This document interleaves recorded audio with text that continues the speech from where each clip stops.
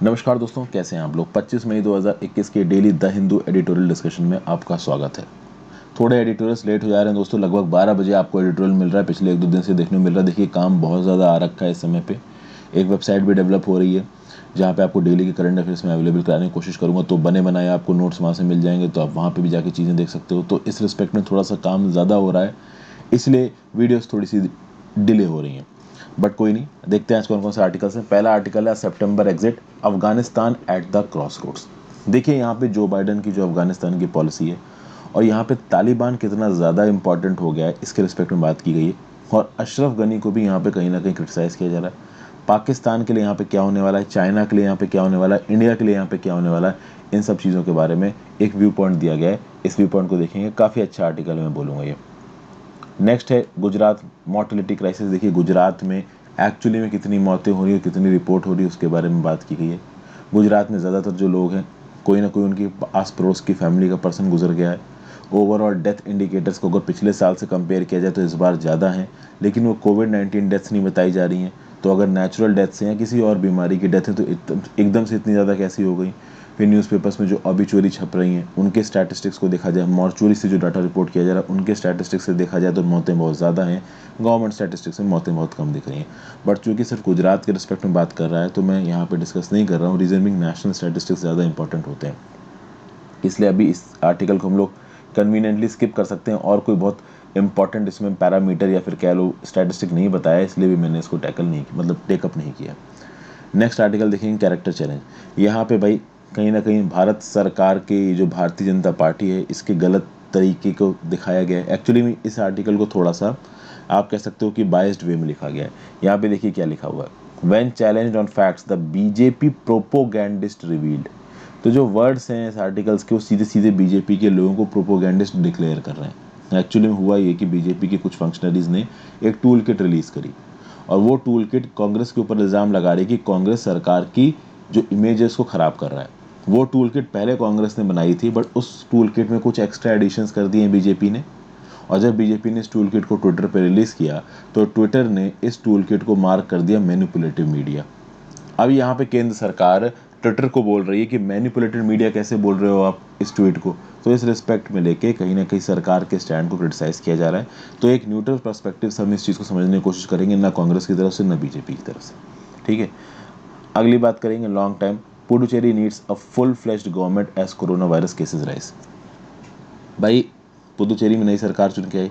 Majority party कौन थी? All India NR Congress. 10 इनके एमएलए थे पुडुचेरी की असेंबली में। 6 बीजेपी के थे और बीजेपी ने 3 नॉमिनेट कर दिया, तो टोटल 9 हो गए। अब यहाँ पे ऑल इंडिया एनआर कांग्रेस और बीजेपी के बीच में कैबिनेट एक्सपेंशन को लेकर बहस चल रही है। शायद बीजेपी अपने कुछ मिनिस्टर्स नॉमिनेट करना चाहती है, एक डेप्यूटी चीफ मिनिस्टर की पोस्ट बनाना चाहती है, और ये जो एन रंगास्वामी हैं आपके एनआर कांग्रेस के, ये शायद वो पोस्टें देना नहीं चाहते।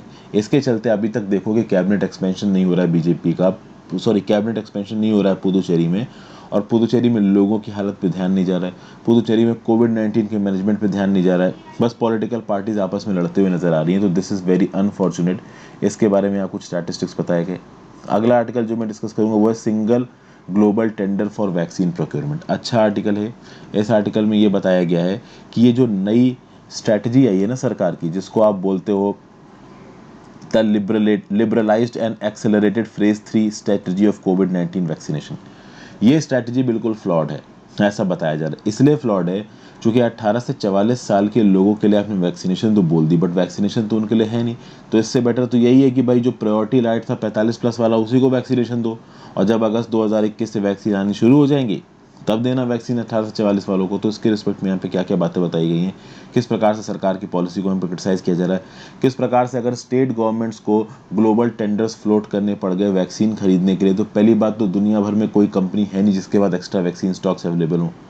और दूसरी बात यहाँ पे ये है कि ऐसे वैक्सीन स्टेट को बहुत महंगी पड़ जाएंगी। अगर सेंट्रल गवर्नमेंट एक सेंट्रलाइज्ड प्रोक्योरमेंट करेगा तो वैक्सीन सस्ती पड़ेंगी। तो यहाँ पे पूरी की पूरी जो स्ट्रैटेजी है सरकार की, कहीं ना कहीं फ्लॉड है। इसके बारे में जो 2-3 पॉइंट्स दिए गए मुझे बहुत सॉलिड लगे। बीजेपी के अगेंस्ट है, बट वो पॉइंट सॉलिड्स हैं। देखते हैं वो पॉइंट कौन कौन से हैं। एक और बहुत अच्छा आर्टिकल है, आप spending the scope for POCSO. हालांकि मैं इसको अलग से डिस्कस करूंगा, इस पर्टिकुलर आर्टिकल में डिस्कस नहीं हो पाएगा। इस पर्टिकुलर आर्टिकल में 4 ही आर्टिकल्स डिस्कस होंगे। पॉक्सो वाला एक आर्टिकल बचेगा, वो मैं अलग से बता दूंगा। मुस्लिम पॉलिटिक्स तो भैया अलग अलग इलेक्शंस में हिंदू मुस्लिम के वोटों को कैसे घुमाया फिराया जाता है, ये सब चीज़ें हैं। ये सब चीज़ें उतनी इंपॉर्टेंट नहीं है, आप चाहो तो खुद पढ़ लो। बहुत ज़्यादा आपको हिंदू धर्म में भरोसा है या फिर मुस्लिम धर्म में भरोसा है तो आप पढ़ लो, हालांकि एग्जाम के पर्सपेक्टिव से इंपॉर्टेंट नहीं है। आगे बात करते हैं। वीडियो पे लाइक का बटन, चैनल को शेयर और सब्सक्राइब नहीं किया कर ही सकते हैं। ज्वाइन बटन दबा के आप हेल्प कर सकते हो। हर्षित द्विवेदी एजुकेशन नाम की चैनल की प्लेलिस्ट में जाइए, वहाँ पे आपको अलग अलग टॉपिक्स पे वीडियो मिल जाएंगी। लक्ष्मीकांत की हो, चाहे रमेश सिंह की हो, सतीश चंद्र की हो। थोड़ा इन स्टैटिक वीडियोस को शेयर करो दोस्तों। स्टैटिक वीडियोस पे व्यूज़ ही नहीं आते हैं, बहुत लिमिटेड व्यूज़ आते हैं। करंट की वीडियोस बनाओ तो उन पे व्यूज़ आते हैं, तो थोड़ा स्टैटिक वीडियोस को भी शेयर करिए। ज्ञान की बातें, जो असली ज्ञान की बातें हैं, वहाँ पे शेयरिंग केयरिंग थोड़ी कम है। और टेलीग्राम को जरूर ज्वाइन कर लीजिए इस लेक्चर की पीडीएफ के लिए, मेरे लेक्चर्स के नोटिफिकेशन के लिए। इंस्टाग्राम पे आप फॉलो करके मेरे को मैसेज भेज सकते हैं। इंस्टाग्राम पे अगर आपका मैसेज मुझे अच्छा लगा और मुझे लगा कि उसका जवाब देने से बाकी लोगों को भी फ़ायदा होगा, तो मैं उसके ऊपर एक स्पेसिफिक वीडियो बना सकता हूँ, जैसा कि मैं रोज़ 3-4 बना के डालता हूँ। अब शुरुआत करते हैं। September exit, Afghanistan is at the crossroads. अब जब आती है कॉन्फ्लिक्ट रेजोल्यूशन की, और इसमें जो डिप्लोमेसी होती है, इसमें बहुत सारे मल्टीपल स्टेक होल्डर्स इन्वॉल्व होते हैं। यहाँ पे वेन्यू भी इंपॉर्टेंट हो जाते हैं और ओवरऑल पीस टॉक्स का जो एजेंडा होता है वो भी इंपॉर्टेंट हो जाता है। क्या बात की जाए, देखिए अफगानिस्तान का ये जो कॉन्फ्लिक्ट है, जहाँ पे अफगानिस्तान और तालिबान के पावर शेयरिंग की बात हो रही है, यहाँ पे 2-3 तरीके की कंट्रीज़ हैं। एक वो कंट्रीज़ है जो बहुत एक्टिवली इन्वॉल्व हो रही हैं इस पूरी प्रॉब्लम को सॉल्व करने के लिए। ऑब्वियस सी बात है, यूएस तो इन्वॉल्व है ही, क्योंकि यूएस अपनी फोर्सेस को निकाल रहा है अफगानिस्तान से। पाकिस्तान भी इन्वॉल्व है, चाइना भी इन्वॉल्व है, रशिया भी इन्वॉल्व है, यहाँ पे टर्की भी बहुत ज़्यादा इन्वॉल्व हो रहा है। आपको पता होना चाहिए कि यूनाइटेड नेशंस इस्तांबुल टर्की में एक वॉशिंगटन डिजायर्ड कॉन्फ्रेंस को होस्ट कर रहा है। यहाँ पे अफगानिस्तान पीस प्रोसेस पे बातचीत होगी, अफगानिस्तान की सरकार के लोग भी यहाँ पे होंगे और कहीं ना कहीं आपके तालिबान के रिप्रेजेंटेटिव्स भी यहाँ पे होंगे। ओके, अभी तो चूंकि रमज़ान का महीना जब चल रहा था उस समय पे इस मीटिंग को शेड्यूल किया गया था, बट रमज़ान के महीने के चलते ये मीटिंग पोस्टपोन हो गई थी। अभी बाद में इस मीटिंग का शेड्यूल आना बाकी है। कहीं ना कहीं आप देखोगे कि ओवरऑल इस इस्तांबुल समिट में तालिबान पार्टिसिपेट करेगा, और तालिबान ने बोला है कि भाई हम ओपननेस दिखाते हैं कि हम यहाँ पे पार्टिसिपेट करेंगे, बट फाइनल सॉल्यूशन कहीं ना कहीं तालिबान डोहा में ही कराना चाहता है। कुल मिला के यहाँ पे जो ये टर्की की सरकार है, रेसिप तैयब अर्दोगन साहब हैं, वो दुनिया भर के लीडर बनने को घूम रहे हैं। और कहीं ना कहीं अफगानिस्तान में मुस्लिम धर्म डोमिनेंट है, तालिबान के फॉलोअर्स भी मुस्लिम धर्म मानते हैं। तो चूंकि रेसिप तैयब अर्दोगन अपने आप को पूरी दुनिया में मुस्लिम का, आप कहते हैं ना कि एक स्ट्रॉन्ग लीडर की तरह दिखाना चाहते हैं, वो अपने आप को शायद ओटोमन एम्पायर के रिप्रेजेंटेटिव समझ रहे हो, जो भी उनका पॉइंट हो। तो इस रिस्पेक्ट में वो चाहते हैं कि तालिबान में समिट हो और वहाँ पे चीज़ें सॉल्व हो जाए। सॉरी, वो चाहते हैं इस्तांबुल में समिट हो, या तालिबान अफगानिस्तान वाले इशू को लेकर वहाँ पे चीज़ें सॉल्व हो जाए। तालिबान चाहता है कि फाइनल सॉल्वेशन कहीं ना कहीं डोहा में ही होगा। अभी तालिबान क्या चाह रहा है इस बारे में भी बात करेंगे। कुल मिला के रियल इशू ये नहीं है कि चीज़ होनी कहाँ पे चाहिए, रियल इशू ये है कि भाई हु डज इट और हाउ इट इज डन ये मैटर नहीं करता, what is to be done ये मैटर करता है। मतलब कि अफगानिस्तान की पॉलिटिक्स में आगे पॉलिटिकल पावर का डिस्ट्रीब्यूशन कैसे होगा, ये चीज़ ज़्यादा इंपॉर्टेंस है। इस बात पे फर्क नहीं पड़ता कि कौन सा प्लेयर मीडिएट कर रहा है और कहाँ पे इसका डिस्कशन हो रहा है। तो रेसिप तैयब अर्दोगन साहब इस्तांबुल में कॉन्फ्रेंस करा के इस पूरे के पूरे इशू को सॉल्व कर देना चाहते हैं, ये मैटर नहीं करता। मैटर ये करता है कि कहीं पे ये इशू रिजॉल्व हो जाए, क्योंकि अफगानिस्तान में बहुत वायलेंस हो रहा है, बहुत सारे लोगों की यहाँ पे जाने जा रही हैं। ये बात सबसे पहले तो यहाँ शुरू की गई है। अब इस पूरे, आप कह सकते हो सिनारियो में, जो इस्तांबुल कॉन्फ्रेंस बुलाई गई है, बेसिकली ये बाइडन एडमिनिस्ट्रेशन द्वारा बुलाई गई, और यहाँ पे यूनाइटेड नेशंस के रिप्रेजेंटेटिव भी होंगे। अफगानिस्तान ऑलरेडी वॉर टॉन है, काफ़ी वहाँ पे बर्बादी ऑलरेडी मच चुकी है, और इस रिस्पेक्ट में यूनाइटेड स्टेट्स वहाँ से निकलना चाहता है। पेंटागन, जो कि यूएसए का डिफेंस हेडक्वार्टर्स है, उसने पहले बोला है कि भाई कुछ ना कुछ कंडीशंस लगाई जानी चाहिए अफगानिस्तान से निकलने से पहले यूएसए के द्वारा। जो बाइडन ने बोला है कि नहीं भाई, हम 11 सितंबर को अफगानिस्तान से निकलने वाले हैं, कोई पावर शेयरिंग डील हो चाहे ना हो। मतलब बाइडन इस बात पे बिल्कुल क्लियर हो चुके हैं कि हमको यहाँ से बाहर निकलना है। अफगानिस्तान की बात की जाए तो अफगानिस्तान में वायलेंस बढ़ता ही जा रहा है। पीस को निगोशिएट करने जैसी तो कोई चीज़ लगी ही नहीं रही। अभी तालिबान अफगानिस्तान के बीच में बातचीत होने की कोशिश हो रही, तो कम से कम पीस तो रखो। पीस नहीं हो रहा है, तालिबान वाले लगातार बम फोड़ रहे हैं। अभी रिसेंटली एक काबुल में गर्ल्स स्कूल के बाहर ब्लास्ट हुआ है, लड़कियों को पढ़ने नहीं देंगे, बिल्कुल सीधा सीधा नारा है उनका। तो अब इस प्रकार के ऑर्गेनाइजेशन के साथ आप क्या ही निगोसिएशन करोगे, बट चूंकि यूएसए को बाहर निकल जाना है तो निगोसिएशन करना ज़रूरी है। अभी यहाँ पे तालिबान ने भले ही अपने वायलेंस टैक्टिक को चालू रखा, but Taliban at the same time negotiate भी कर रहा है, क्योंकि तालिबान इस बात को जानता है कि जब यूएसए अफगानिस्तान से बाहर निकल जाएगा तो उसके बाद कहीं ना कहीं पावर शेयरिंग एग्रीमेंट में अगर तालिबान इन्वॉल्व हो जाता है तो इनको एक इंटरनेशनल स्टैंडिंग मिल जाएगी। और अंदर तो ये देश के कुछ भी करेंगे, ऑब्वियस सी बात है, इनका जो राज करने का तरीका है वो बहुत दकियानूसी है, तो कोई प्रोग्रेसिवनेस आएगी इस बात की तो गारंटी है नहीं। ठीक है, सिर्फ जब कोई मेन मुस्लिम फेस्टिवल आता है, जैसे कि रमज़ान का जब आखिरी दिन आया तो उसके आखिरी 3 दिनों में इन्होंने सीज फायर कर दिया, लड़ाई रोक दी, बाकी समय पे लड़ाई लगातार चालू रहती है। फिर यहाँ पे तालिबान के रियल मोटिव के बारे में भी ज़्यादा किसी को पता नहीं है। एक्चुअली में तालिबान समय समय पे वायलेंस करके ये दिखाने की कोशिश करता है यूएसए को कि तुम बाहर नहीं निकलोगे और हमें निगोशिएशन टेबल पे जो चाहिए वो नहीं दोगे तो हम ज़बरदस्ती वायलेंस कर करके ले लेंगे, तुम्हारी इजाज़त की हमको ज़रूरत नहीं है। ये बात यहाँ पे बोली जा रही है। जो तालिबान की जो लीडरशिप है वो ये बोल रही है कि भाई वायलेंस करके हम तो ले ही लेंगे, नेगोशिएशन भी कर रही है at the same time. Negotiation इसलिए कर रही है क्योंकि मान लो एक डील निगोशिएट करके यूएसए तालिबान के बाहर निकलता है तो तालिबान को एक इंटरनेशनल लेजिटिमेसी मिल जाएगी। इंटरनेशनल लेजिटिमेसी क्यों ज़रूरी है? इंटरनेशनल लेजिटिमेसी इसलिए ज़रूरी है क्योंकि दुनिया भर की जो बड़ी बड़ी ताकतें हैं वो इस बात को रिकॉग्नाइज कर लेंगी कि हाँ भाई तालिबान जैसी भी कोई चीज़ है, और जब तालिबान जैसी कोई चीज़ है तो ऑटोमेटिकली तालिबान अफगानिस्तान की गवर्नेंस में एम्बेड हो जाएगा। ये एक बहुत बड़ी बात है यहाँ पे। तो तालिबान वायलेंस भी कर रहा है, at the same time negotiation पे भी बैठ रहा है। तो वायलेंस करके उसको अपनी टैक्टिक्स पूरी हो रही है इंटरनली, और नेगोशिएशन करके वो इंटरनेशनल लेजिटिमेसी पाने की कोशिश कर रहा है। तो यहाँ पे जीतते हुए तालिबान ही नजर आ रहा है। और तालिबान को सपोर्ट करने वाली एक बहुत बड़ी कंट्री है पाकिस्तान। अफगानिस्तान के कॉन्फ्लिक्ट में पाकिस्तान सबसे इंपॉर्टेंट कंट्री है ऐसा बताया जाता है।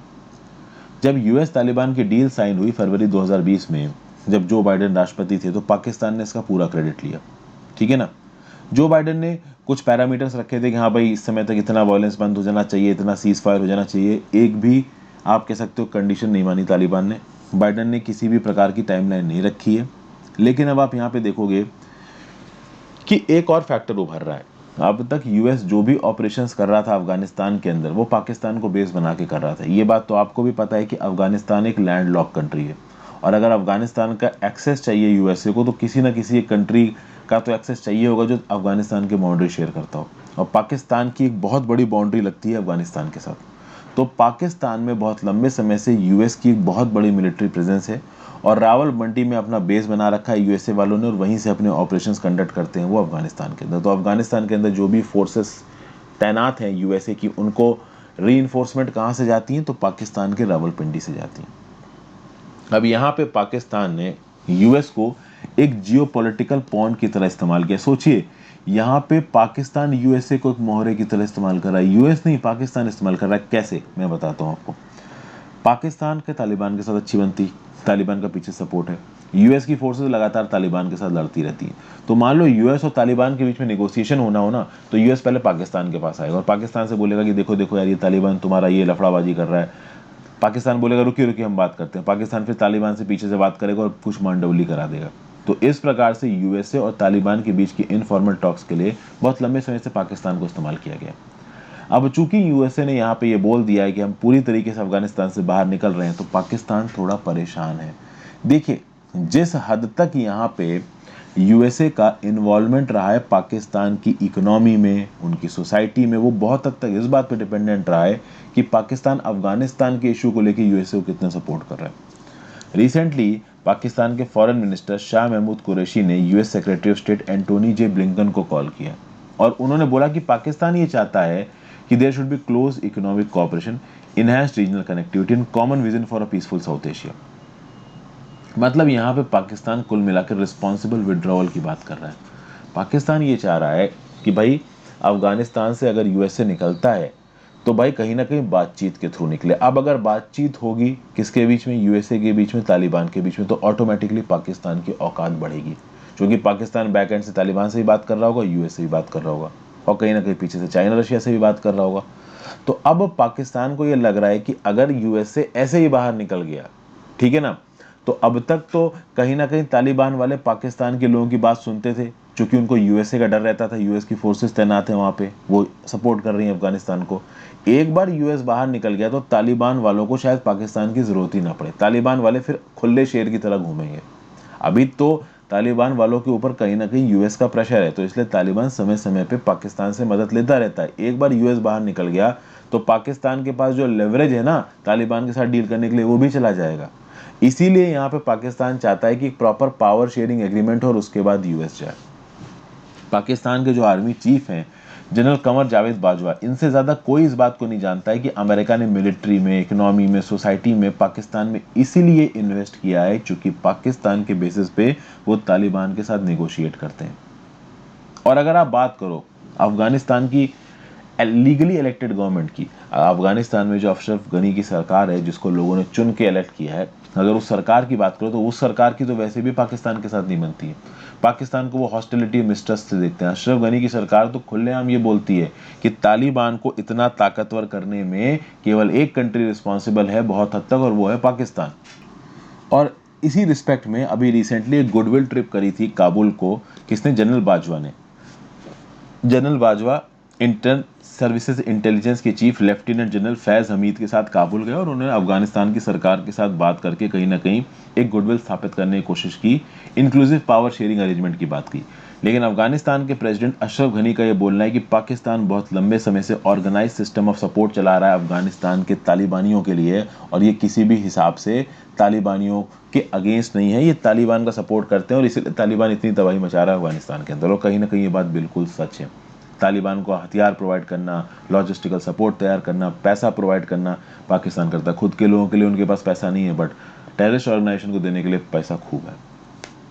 चलिए कोई नहीं। यहाँ पे अब यहाँ पे बाइडेन के वापस आते हैं। बाइडेन मिस्टर घनी से क्या चाहते हैं? मिस्टर घनी कौन? अफगानिस्तान के प्रेसिडेंट। तो मिस्टर बाइडेन चाहते हैं मिस्टर घनी से कि मिस्टर घनी अपनी गवर्नमेंट को डिसॉल्व कर दें और एक ऐसा नया गवर्निंग सिस्टम लेके आए जहाँ पे अफगानिस्तान की इलेक्टेड सरकार भी होगी और तालिबान भी होगा। अशरफ गनी बोल रहे हैं कि यार ये तो ठीक नहीं है, इंटरिम रिजीम के लिए मैं क्यों स्टेप डाउन करूं? हाँ, अगर आप दोबारा इलेक्शंस कंडक्ट करवाते हो तो मैं इलेक्शन नहीं लड़ूंगा, लेकिन मैं स्टेप डाउन कर दूंगा। तो मिस्टर घनी का भी कुछ कुछ हद तक यहाँ पे ये बोलना सही है कि भाई देखिए, तालिबान के साथ सिर्फ पावर शेयरिंग करने के लिए मैं अपनी सरकार से रिजाइन कर दूं, ये सही नहीं है। और कुछ हद तक मिस्टर घनी की बात ये भी इसलिए भी इंपॉर्टेंट है क्योंकि तालिबान वायलेंस तो करे जा रहा, शांति तो अफगानिस्तान में है नहीं। आप देखिए कितने तालिबानी प्रिजनर्स को अशरफ गनी की सरकार ने छोड़ा, उसके बाद भी तालिबानियों ने यहाँ पे वायलेंस कम नहीं किया, वायलेंस वो लगातार कर रहे हैं। तो अशरफ गनी कह रहे हैं कि एक इंटरिम गवर्नमेंट बनेगी उसके लिए मैं रिजाइन कर दूं, वो ठीक नहीं है। आप इलेक्शन कंडक्ट करवा दो और इलेक्शन कंडक्ट करवाने के बाद मैं उस इलेक्शन में खड़ा नहीं होऊंगा, ये यहाँ पे बोल रहे हैं। मतलब कि अशरफ गनी ये बताना चाह रहे हैं कि भाई मैं पावर के पीछे पागल नहीं हूँ, लेकिन तालिबानियों के लिए एक कोalition की सरकार बनाने के लिए मैं अभी स्टेप डाउन कर दूं और पॉलिटिकल इंस्टेबिलिटी आ जाए, ये मैं नहीं चाहता। अब मिस्टर घनी को एक ऐसे फिगर की तरह देखा जाता है जिसके चलते कहीं ना कहीं अफगानिस्तान की पॉलिटिक्स डिवाइड हुई है, ऐसा बोला जाता है। अफगानिस्तान की जो पॉलिटिकल एलीट है वो आपस में ट्राइबल बेसिस पे डिवाइडेड है। पाश्तून नाम की जो ट्राइब है वो कहीं ना कहीं तालिबान को सपोर्ट करती है, वो सेंट्रल गवर्नमेंट को सपोर्ट नहीं करती है। अशरफ घनी के अगेंस्ट बोलती है पाश्तून ट्राइब के लोग। तो बहुत सारी यहाँ पे वजह हैं जिसके चलते अफगानिस्तान में एक बहुत बड़ा तबका है जो कि अशरफ गनी के अगेंस्ट खड़ा हुआ है। उल्टा तालिबान के साथ जितने फैक्शंस इन्वॉल्व हैं, तालिबान उन सारे फैक्शंस को मिला के चलता है, उनसे सोशल कोहेजन करता है और तालिबान उन लोगों के ऊपर अटैक करता है जो कि कहीं ना कहीं अफगानिस्तान की सरकार को सपोर्ट कर रहे हैं। तो इसके चलते भी कहीं ना कहीं प्रॉब्लम है। तो अगर अभी इमीडिएट सीज फायर नहीं होता है तो आगे आने वाले समय में अफगानिस्तान सिक्योरिटी फोर्सेस के लिए बहुत बुरे हालात आने वाले हैं, क्योंकि यूएसए तो देखो बाहर निकल रहा है।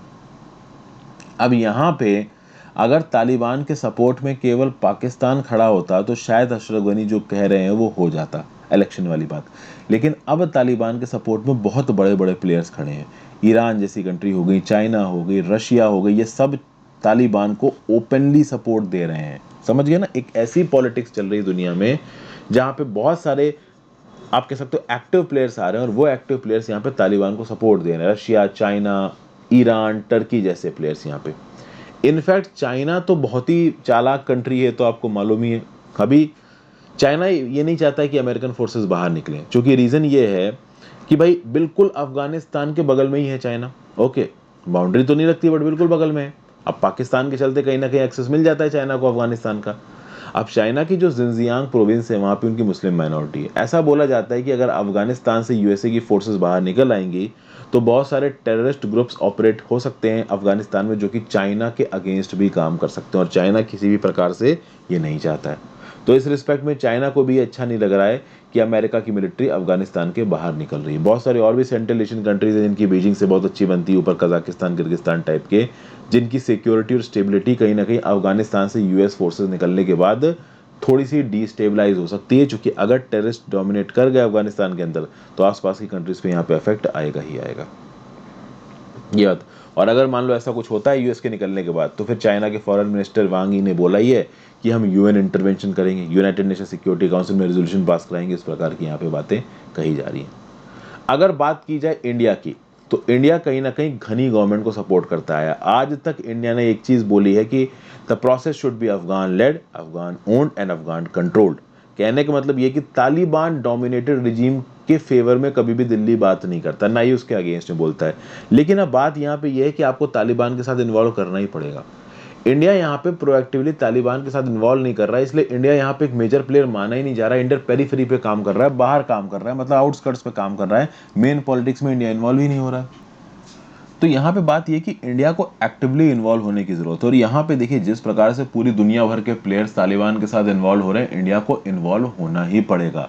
कल की डेट में अगर यूएस बाहर निकल जाता है और पाकिस्तान की सरकार तालिबान के साथ मिलके एंटी इंडिया प्रोपोगंडा चलाने लगती है उस रीजन में, तो काफ़ी प्रॉब्लम हो जाएगी। अगर भारत सरकार का तालिबान के साथ रिश्ते अच्छे होंगे तो कहीं ना कहीं अफगानिस्तान में जो हमारे एसेट्स हैं उसको हम सेफ गार्ड कर पाएंगे। प्लस अफगानिस्तान की ज़मीन पे टेररिस्ट नेटवर्क्स को प्रोलिफरेट करके इंडिया के खिलाफ अटैक जैसी चीज़ें पाकिस्तान नहीं करवा पाएगा, जो कि पाकिस्तान कर सकता है। अभी के लिए अगर यूएस बाहर निकल जाता है अफगानिस्तान के, तो हो सकता है पाकिस्तान अपना टेरर इंफ्रास्ट्रक्चर अफगानिस्तान में रिलोकेट कर दे और पूरी दुनिया में चिल्ला चिल्ला के बोले कि भाई देखो हमने तो अपने यहाँ से टेरर इंफ्रास्ट्रक्चर हटा दिया है। और कल की डेट में इंडिया के ऊपर जो अटैक है वो पाकिस्तान अफगानिस्तान में ट्रेनिंग देके करवाने लगे, तो वो चीज़ें काफ़ी प्रॉब्लमेटिक हो जाएंगी।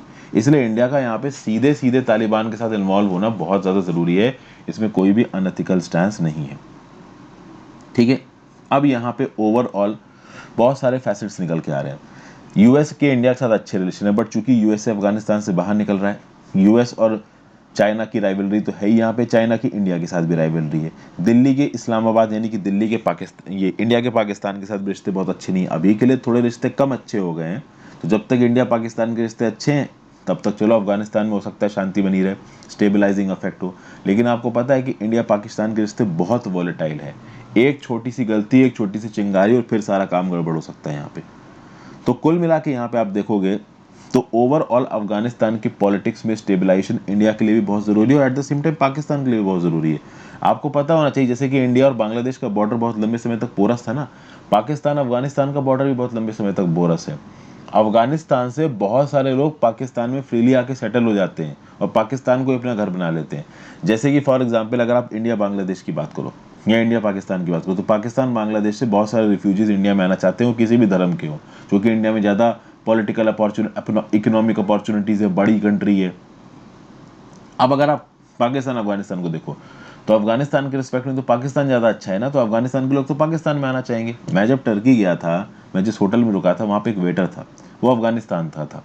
उसने बोला कि भाई मैं अफगानी हूँ लेकिन मैं अपनी पूरी ज़िंदगी मैंने पाकिस्तान में काटी है, मैं बहुत छोटे में ही अपने दो भाइयों के साथ पाकिस्तान में आ गया था और मैं रावलपिंडी में रहता था, ये उसने मुझे बताया। और उसने बताया कि बहुत सारे लोग अफगानिस्तान में जो इस तरीके से सोचते हैं कि भाई कुछ अच्छा करना है, वो अफगानिस्तान से निकल के बाहर पाकिस्तान में आ जाते हैं, ठीक है ना। तो इस प्रकार का मास माइग्रेशन बहुत है, तो पाकिस्तान को ये मास माइग्रेशन समझ पसंद नहीं आता है। तो कल की डेट में अगर अफगानिस्तान के अंदर बहुत अनस्टेबल पॉलिटी होती है तो आप बहुत बड़ी तादाद में जो अफगानी है वो पाकिस्तान के अंदर आके सेटल हो सकते हैं और पाकिस्तान को ये बात कहीं ना कहीं पसंद नहीं आएगी। तो ओवरऑल देखते हैं कि 11 सितंबर को जब यूएस अफगानिस्तान से बाहर निकलेगा तो उसके बाद किस किस प्रकार के चैलेंजेस सामने आते हैं। नेक्स्ट बात करते हैं character challenge. The centre's directive to Twitter to remove manipulated media tag on the post is illegal. देखिए रिसेंटली हुआ ये है कि सरकार ने ये जो माइक्रो ब्लॉगिंग प्लेटफॉर्म है ट्विटर, इसको डायरेक्शन इशू किया है कि भाई भारतीय जनता पार्टी के कुछ फंक्शनरी के ट्विटर हैंडल से कुछ पोस्ट रिलीज किए गए थे और उसमें कुछ यूनियन मिनिस्टर भी हैं। अभी इन पोस्टों को ट्विटर ने मैनिपुलेटेड मीडिया बोल रखा है। तो भारत सरकार बोल रही है कि भाई मैनिपुलेटेड मीडिया आप कैसे बोल रहे हो इन पोस्टों को। तो यहाँ पे ये बोला जा रहा है कि ये जो गवर्नमेंट ऑफ इंडिया का स्टैंड है ना, कि ये ट्विटर को एक नोटिस इशू कर रहे हैं कि भाई आप मैनिपुलेटेड मीडिया मार्क करके पोस्ट को गलत कर रहे हो, दिस इज रॉन्ग। यहाँ पे ये बोला जा रहा है कि भारत सरकार का ये जो तरीका है ट्विटर को बोलने का, इंस्ट्रक्शन देने का, ये सही नहीं है। एक्चुअली में इस आर्टिकल की जो भाषा है ना वो बहुत ज़्यादा एंटी बीजेपी, मैं आपको पहले बता दूँ, ठीक है ना। यहाँ पे अभी बताता हूँ कैसे। तो ये बोला कि the BJP functionaries circulated on Twitter, actually में ट्विटर पे एक टूल किट रिलीज कर दी बीजेपी फंक्शनरीज ने। बीजेपी फंक्शनरीज ने बोला कि ये टूल किट ना कांग्रेस ने रिलीज की है और इस टूल किट को कांग्रेस ने रिलेट किया है गवर्नमेंट को डिस्पैरेज करने के लिए, ठीक है। कांग्रेस को जब ये बात पता चली कि बीजेपी उसके ऊपर इल्जाम लगा रही है तो कांग्रेस ने खुद ही एक पुलिस कंप्लेंट फाइल कर दी और बोला कि बीजेपी ने हमारे टूल किट को फॉर्ज किया है। एक्चुअली में बात यहाँ पे ये है कि ये जो टूल किट है, ऐसा था कि कांग्रेस ने पहले इसको बनाया था to show the opportunity cost of Central Vista project. ये जो 20,000 करोड़ का सरकार का प्रोजेक्ट चल रहा है दिल्ली में, नई पार्लियामेंट बिल्डिंग का और नया प्राइम मिनिस्टर रेजिडेंस बनाने का, इस प्रोजेक्ट को लेकर कांग्रेस ने एक टूल किट, एक डॉक्यूमेंट बनाया था जिसमें उन्होंने दिखाया था इसकी क्या अपॉर्चुनिटी कॉस्ट है और कैसे इस अपॉर्चुनिटी कॉस्ट को कोविड-19 पैंडेमिक में इस्तेमाल किया जा सकता है। लेकिन कांग्रेस का यहाँ पे बोलना है कि बीजेपी ने इस टूल किट को फॉर्ज करके रिलीज कर दिया है कांग्रेस को नीचा दिखाने के लिए। ओवरऑल इस आर्टिकल के ऑथर ये बता रहे हैं कि इस पर्टिकुलर टूल किट में कुछ ऐसे कंटेंट है जो अप्रैल में ऑलरेडी हो चुके हैं। तो अगर कोई टूल किट रिलीज की जाती है तो फ्यूचर के लिए होती है ना, पुरानी थोड़ी ना होती है। तो यहाँ पे कुल मिला के जिस भी पर्टिकुलर पर्सन ने यहाँ पे इस टूल किट को रिलीज किया है उसको बीजेपी प्रोपोगेंडिस्ट बता रहा है ऑथर। तो यहाँ पे ऑथर ऑलरेडी इस आर्टिकल में एक प्री कंसीव्ड स्टैंस लेके चल रहा है कि यहाँ पे बीजेपी गलत है। न्यूज़ ये है कि टूल किट रिलीज की बीजेपी के फंक्शनरीज ने, उस टूल किट में कांग्रेस के ऊपर इल्जाम लगाया गया कि कांग्रेस सरकार को बदनाम करने की कोशिश कर रही है। जब कांग्रेस को यह बात पता चली तो कांग्रेस ने जाके पुलिस कंप्लेंट फाइल कर दी कि सरकार हमारे ऊपर गलत इल्जाम लगा रही है। ये यहाँ पे हो रहा है। अब ट्विटर ने इस टूल किट रिलीज करने वाले ट्विटर पोस्ट को क्या कर दिया, मैनिपुलेटिव मीडिया डिक्लेयर कर दिया। सरकार इस बात से नाराज है कि मैनिपुलेटिव मीडिया, आप इसको कैसे मतलब रेफर कर सकते हो, ये मैनिपुलेटिव मीडिया नहीं है। अब यहाँ पे सेंटर ने एक डायरेक्टिव इशू किया ट्विटर को कि जो मैनिपुलेटेड मीडिया वाला जो तुमने टैग लगा रखा है बीजेपी के फंक्शनरीज के साथ, इस टैग को हटाओ। ट्विटर ने इसको मानने से मना कर दिया, ठीक है ना भाई। कुल मिला के यहाँ पे ऑथर सरकार के ऊपर ये इल्ज़ाम लगा रहा है कि सरकार के पास ये अथॉरिटी नहीं है कि वो किसी एक पब्लिक कंपनी को ये इंस्ट्रक्ट कर सके कि आप अपनी पॉलिसी के अगेंस्ट जाओ। और अगर सरकार को इंस्ट्रक्ट करना है तो सरकार कौन से एक्ट के अंदर इंस्ट्रक्ट करेगी, तो इन्फॉर्मेशन टेक्नोलॉजी एक्ट है। लेकिन कहीं ना कहीं इन्फॉर्मेशन टेक्नोलॉजी एक्ट का प्रयोग भी यहाँ पे नहीं हो सकता है, ऐसा इस आर्टिकल का ऑथर यहाँ पे बोलने की कोशिश कर रहा है। एक प्राइवेट कंपनी के पास इस बात की आज़ादी होती है कि वो ये डिसाइड कर सके अपने पैरामीटर्स के हिसाब से कि कोई कंटेंट प्रॉब्लमेटिक है या नहीं है, और अगर कोई प्रॉब्लमेटिक कंटेंट उनको दिखा है तो वो उसको फ्लैग कर सकते हैं। जैसे यहाँ पे उन्होंने बीजेपी फंक्शनरीज के ट्वीट को फ्लैग किया है। अब इस फ्लैगिंग को केंद्र सरकार अपनी ताकत के दम पे नहीं रोक सकती, ऐसा यहाँ पे ऑथर बोल रहा है। ट्विटर एक प्राइवेट एंटिटी है और उसकी जो रिलेशनशिप है उसके यूजर से, that is according to some terms of services. IT act सरकार को परमिशन जरूर देता है कि सरकार कंटेंट रेगुलेट कर सकती है, बट कंटेंट को रेगुलेट करने का मतलब ये नहीं है कि ट्विटर ने अपनी पॉलिसीज के चलते अगर किसी लेबल किया है, किसी भी पोस्ट को फ्लैग किया है तो उस फ्लैग को ही हटवा दे, ये नहीं हो सकता, ठीक है ना भाई। तो यहाँ पे आर्बिट्रेरी सेंसरशिप और ट्रांसपेरेंसी करने की कोशिश कर रही है बीजेपी की सरकार, ऐसा यहाँ पे उसके ऊपर इल्जाम लगाया जा रहा है। तो देखिए क्या लिखा हुआ है, The center's desperation to control any discussion on its failures and shift the focus on the opposition is leading to such situations and embarrass democracy. Rather than intimidate a private company, the BJP and center should discipline its functionaries into more civility and truthfulness in their engagement with the critics. तो इस प्रकार से यहाँ पे देखिए politics चलती ही रहती है। ओके, तो ट्विटर वाला मुद्दा एक इंपॉर्टेंट था तो मैंने आपके साथ डिस्कस कर लिया। अगले मुद्दे पे चलते हैं, वो है losing time on delay in the formation of cabinet. भाई पुदुचेरी में फिर से प्रॉब्लम शुरू हो गई है। पहले किरण बेदी जी थी, अब किरण बेदी जी चली गई है तो प्रॉब्लम अभी भी है, मतलब किरण बेदी जी प्रॉब्लम नहीं है, प्रॉब्लम कुछ और ही है। भाई मिनिस्ट्री नहीं बन पा रही पुदुचेरी में। अब मिनिस्ट्री ना बनने की वजह ये बताई जा रही है कि जो चीफ मिनिस्टर है रंगस्वामी, उनको हो गया कोविड-19। अभी कोविड-19 हो गया तो ये थे क्वारंटीन में। अब जब आप क्वारंटीन में हो तो ऑब्वियस सी बात है कैबिनेट मिनिस्ट्री नहीं बन सकती। लेकिन समझ में ये आ रहा है कि कैबिनेट मिनिस्ट्री ना बनने की एक और वजह है कि कैबिनेट एक्सपेंशन शायद नहीं हो पा रहा है। एक्चुअली में मिस्टर रंगस्वामी जो कि चीफ मिनिस्टर हैं एनआर कांग्रेस के, और इनके जो एलआई है भारतीय जनता पार्टी, इन दोनों के बीच में शायद अच्छी बन नहीं पा रही है। रीज़न ये है कि अच्छा, ऑन द फेस रीज़न ये लग रहा है कि चीफ मिनिस्टर साहब हॉस्पिटलाइज्ड हैं, होम क्वारंटीन है। इसलिए यहाँ पे कैबिनेट एक्सपेंशन नहीं हो रहा। बट एक्चुअली में रीज़न ये बताया जा रहा है कि बीजेपी चाहती है कि डिप्टी चीफ मिनिस्टर की पोस्ट बने पुदुचेरी में। बीजेपी चाहती है कि कुछ मिनिस्टीरियल बर्थ्स बीजेपी के कैंडिडेट्स को एलोकेट की जाए, और आपको पता है कि मिनिस्टीरियल बर्थ्स एलोकेट करना किसके हाथ में है? ये चीफ मिनिस्टर के हाथ में है। डेप्यूटी चीफ मिनिस्टर की पोस्ट बनाना किसके हाथ में? स्टेट के अंदर। तो भाई कहीं ना कहीं आपका पॉलिटिकल पर्पसेस के लिए बनाई जा सकती है। डेप्यूटी चीफ मिनिस्टर कोई कॉन्स्टिट्यूशनल पोस्ट नहीं है, ये बस एक पॉलिटिकल पोस्ट है। और अगर स्टेट का चीफ मिनिस्टर चाहे तो बना सकता है, पुदुचेरी का चीफ मिनिस्टर चाहे तो बना सकता है, बट एन रंगस्वामी ये नहीं बनाना चाह रहे हैं। कहीं ना कहीं एनआर कांग्रेस के जो रंगस्वामी साहब है, इनका ये बोलना है कि देखिए, यूनियन टेरिटरी ऑफ पुदुचेरी में कभी भी ऐसी कोई पोस्ट थी ही नहीं डिप्टी चीफ मिनिस्टर की, तो अब यहाँ पे इसको बनाने की क्या जरूरत है। ठीक है, देखिए क्या बोल रहे हैं। A few days before assuming office, he was on record to say that there was no precedent of Puducherry having had a deputy chief minister, but would consider the matter if the center created such a post. कहने मतलब ये है कि जब ये chief minister की शपथ ले रहे थे उससे पहले ये बोल रहे थे कि भाई पुदुचेरी में कभी सुना नहीं है डिप्टी चीफ मिनिस्टर जैसा कुछ, बट अगर सेंटर कह रहा है तो सोचेंगे। अब यहाँ पे एनआर रंगस्वामी का पॉइंट सोचिए, अगर डेप्यूटी चीफ मिनिस्टर बन जाता है तो डेप्यूटी चीफ मिनिस्टर सब कुछ अपने हिसाब से करेगा, फिर एनआर रंगस्वामी चीफ मिनिस्टर नाम के रह जाएंगे। क्योंकि बात यह है कि पुदुचेरी की पॉलिटिक्स में अगर 10 एमएलए ऑल इंडिया एनआर कांग्रेस के हैं तो 3 नॉमिनेटेड एमएलए मिला के 9 बीजेपी के हो जाते हैं, तो केवल एक ही कम है आपका ऑल इंडिया एनआर कांग्रेस से। और इस रिस्पेक्ट में बीजेपी की अच्छी खासी चलने वाली है, तो बीजेपी के जो मिनिस्टर्स हैं कहीं ना कहीं कैबिनेट में और डिसीजन मेकिंग में डोमिनेट करेंगे। एक्चुअली में पुदुचेरी पिछले कई सालों से बीजेपी के बहुत, आप कह सकते हो, प्राइम एजेंडा पर रहा है। पुदुचेरी की पॉलिटिक्स में बीजेपी बहुत ज़्यादा इन्वॉल्व रहा है। गवर्नर तमिलिसाई सौंदरराजन जी ने 21 मई को के लक्ष्मी नारायण को प्रोटेम स्पीकर अपॉइंट किया है state legislative assembly of Puducherry का। अच्छा, एक और बात यहाँ पे आपको बता दूं, हो सकता है किसी छोटे मोटे एग्जाम में, छोटा मोटा तो कोई एग्जाम नहीं होता, सॉरी, मतलब आप कह सकते हो कि किसी एक इसी सवाल में आपसे ये पूछ दिया जाए कि who was the protem speaker in ये this legislative assembly of Puducherry, तो के लक्ष्मी नारायण है। हालांकि प्रोटेम स्पीकर कुछ समय के लिए अपॉइंट किया जाता है, उसका काम होता है शपथ दिलाना, उसके बाद वो प्रोटेम स्पीकर की पोस्ट से हट जाता है और मेन स्पीकर आता है। तो मेन स्पीकर जब आएगा तब वहां पे हम लोग उसको फिर से डिस्कस करेंगे। यूनियन टेरिटरी ऑफ पुदुचेरी की बात की जाए, 2011 सेंसस के हिसाब से 12.5 लाख की इनकी आबादी है। कोविड-19 यहाँ पे रेज कर रहा है। जब से रंगस्वामी चीफ मिनिस्टर बने हैं 8 मई से लेकर अब 24 मई के बीच में जो एक्टिव केसेस हैं वो 2250 से बढ़ गए हैं। Total number of active cases पहुंच गए हैं 15,835। डेथ टॉल भी अच्छा खासा बढ़ा है। अब तक 1382 लोगों की मृत्यु हो चुकी है पुदुचेरी में कोविड-19 की वजह से।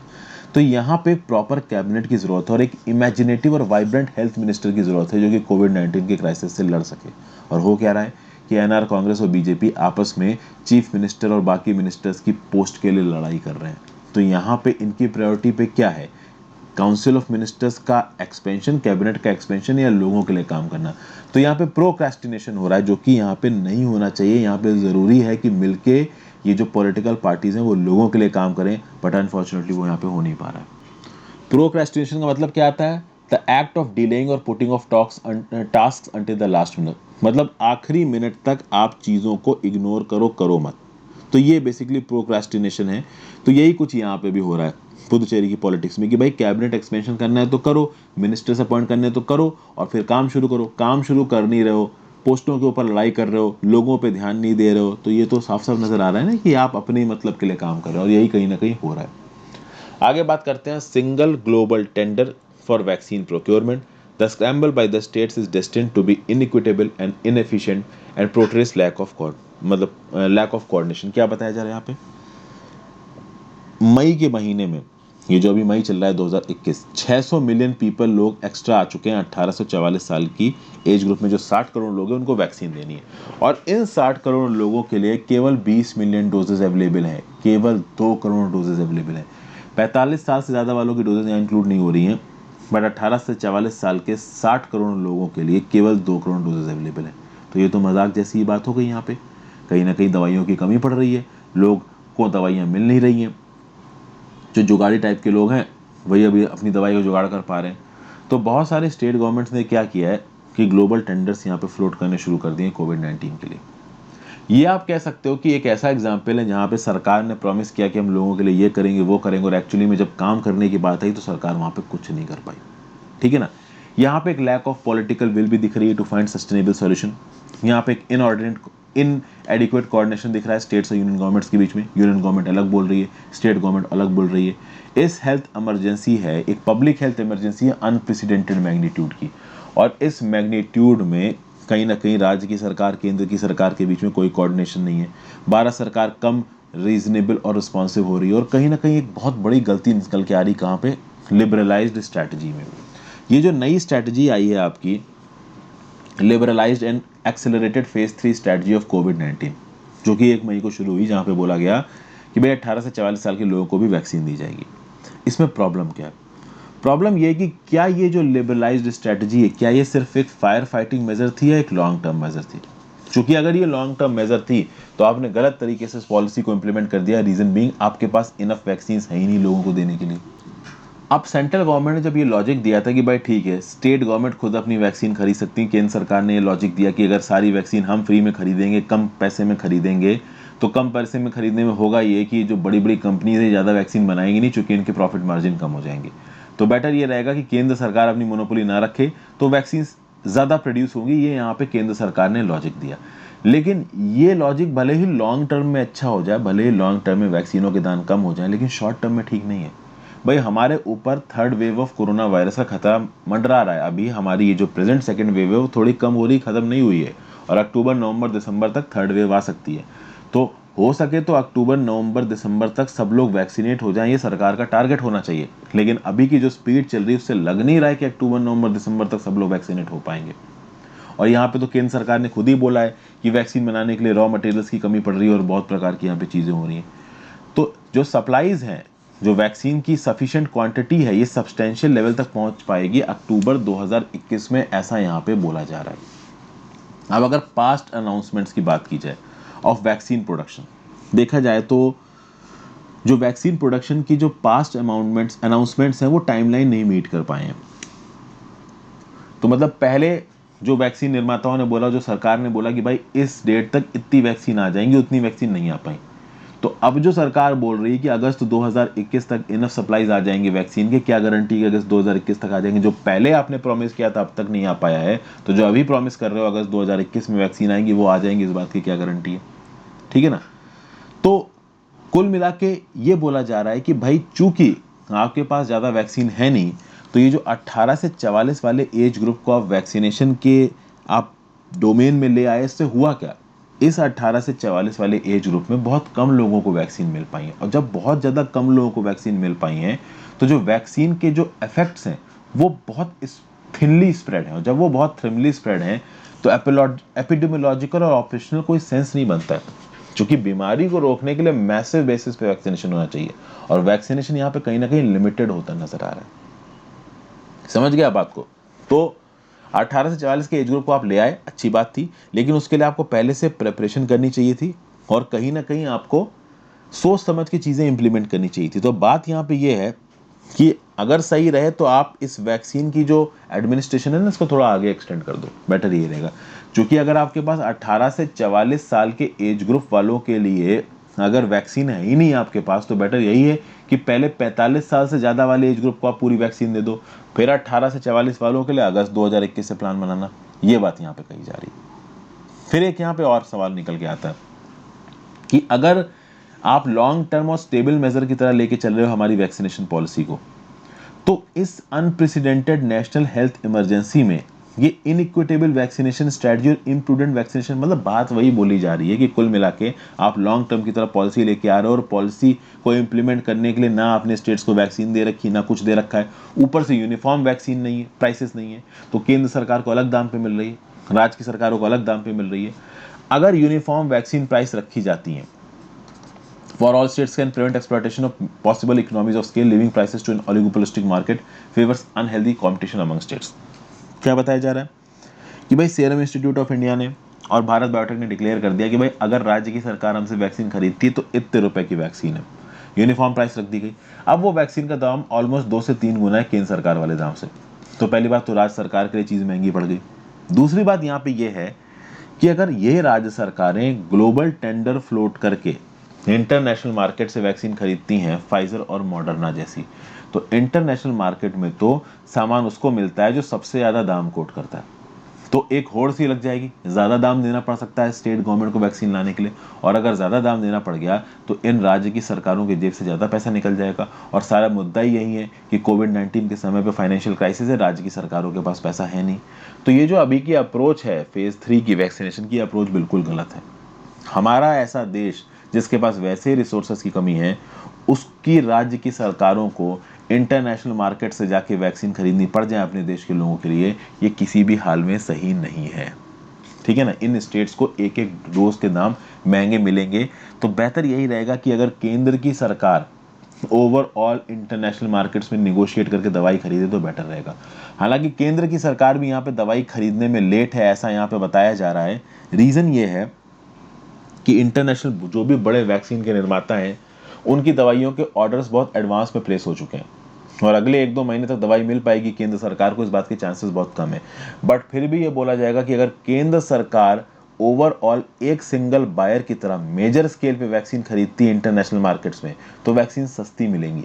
राज्य की सरकार अलग अलग जाके अगर इंटरनेशनल मार्केट्स में वैक्सीन खरीदेगी तो वैक्सीन महंगी मिलेंगी, क्योंकि इंडिया के अंदर ही बहुत अलग अलग मार्केट्स नजर आएंगे इन वैक्सीन निर्माताओं को, और ये वैक्सीन निर्माता आर्टिफिशियली अपने दामों को इन्फ्लेट करेंगे, जो कि कहीं से भी सही होता नजर नहीं आ रहा है। तो यहाँ पे यूएस के मॉडल की बात की जा रही कि जैसे यूएस में फेडरल गवर्नमेंट ने सारी दवाइयाँ खरीदी हैं और राज्य की सरकारों को प्रोवाइड की, कुछ उसी प्रकार का इंडिया में भी होना चाहिए कि केंद्र की सरकार को सारा प्रोक्योरमेंट करना चाहिए और राज्य की सरकारों को देना चाहिए।